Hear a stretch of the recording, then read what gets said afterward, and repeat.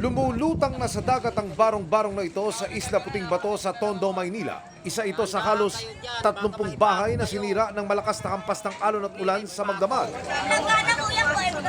Halos lubog na ito sa tubig pero lakas loob pa rin pinapasok ng mga residente sa pagbabaka sakaling may gamit pang maisasalba. Oh, yan na, bumagsak na yung tulay. Ay, may dugo?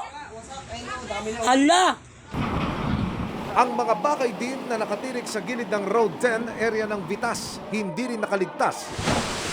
Mula ho kagabi, mula nang maging masungit ang panahon, ang bilang ng mga residente rito hindi nabababa sa 20 bahay ang nasira. At kanina po, nang amin silang makapanayam, isa lang ho ang tangi nilang hiling na makarating sana sa lokal na pamahalaan. Humihingi sana ako ng tulong kasi yung bahay ko nasira. Ako lang po nag-iisa. Wala akong kasama.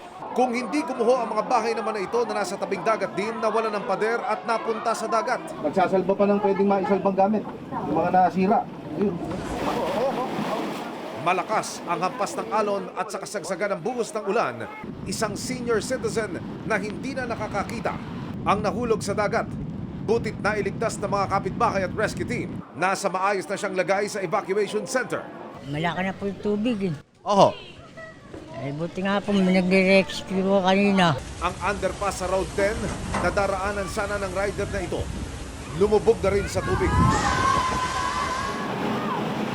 Sa ngayon, hindi bababa sa 100 pamilya ang inilikas hanggat masama ang lagay ng panahon.